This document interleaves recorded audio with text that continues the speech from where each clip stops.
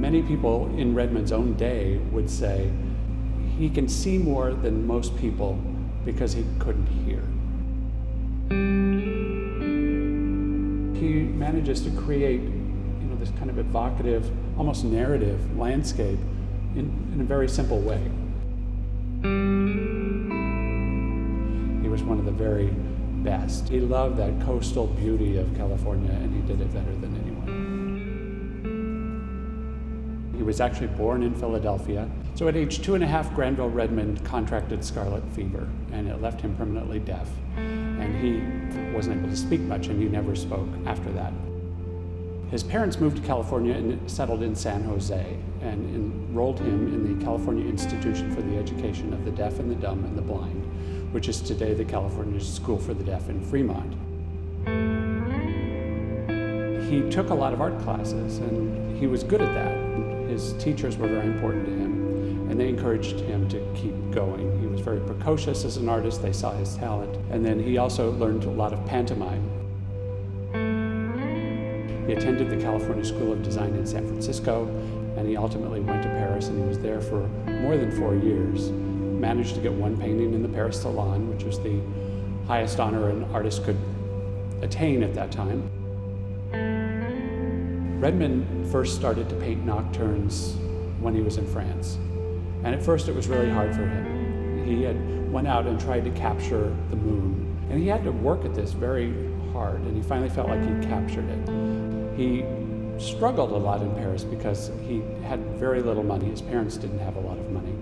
And this school that he attended, the California School for the Deaf, really supported him. He finally had to come home. His parents were urging him to come home, and so he did. He ended up in Southern California at that time. He started to look at the landscape, and he said, this is a beautiful place, and lovely paintings could be made from here. He really started to paint in a tonalist style, very moody, often atmospheric.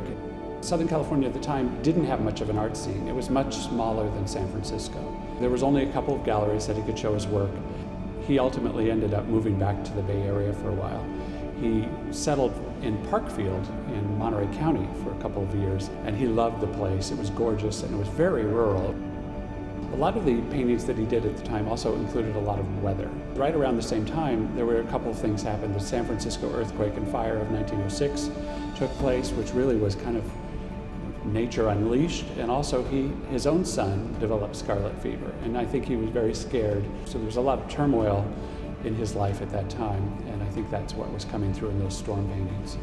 He had a pair of collectors in Southern California who bought something like 50 of his paintings, and they were the ones that encouraged him to go up and try his hand painting big, beautiful oaks and things that were growing in that region. As he progressed, his colors tended to get brighter and brighter. Impressionism started to happen, and so the idea of more color and light became important. Poppies in California, at the time Redmond really started to first paint them. It was the moment when the poppy became a symbol of the state. It's the golden poppy, not just any poppy, which goes with the Golden State, which goes with the history of gold mining and the Golden Hills and the citrus groves.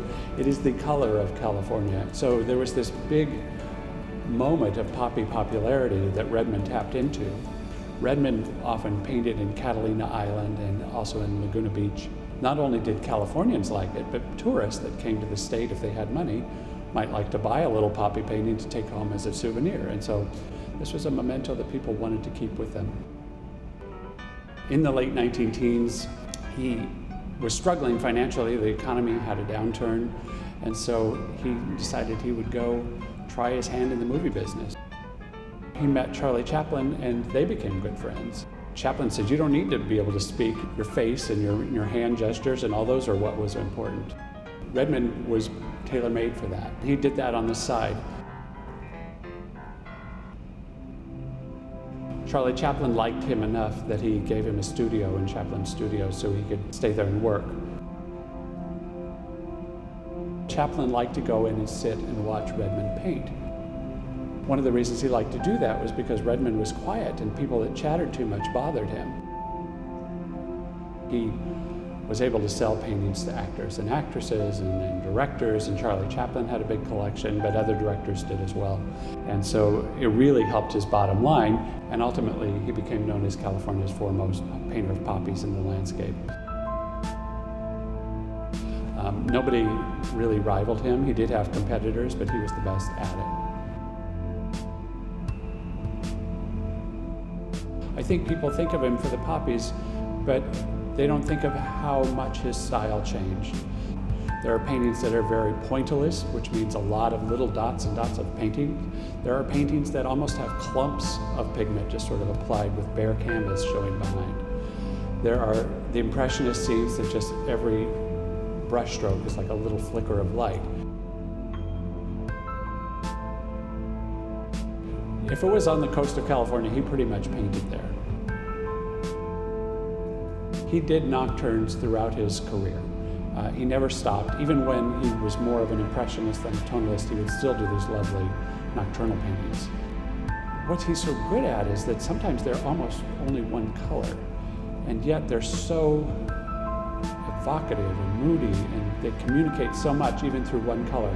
And sometimes I think the paintings that communicate the most are these very simple, reductive landscape scenes that are at night. This idea of silence and being out in nature when you're the only one there, I think you can feel what he might have been feeling, and that's what makes them so good.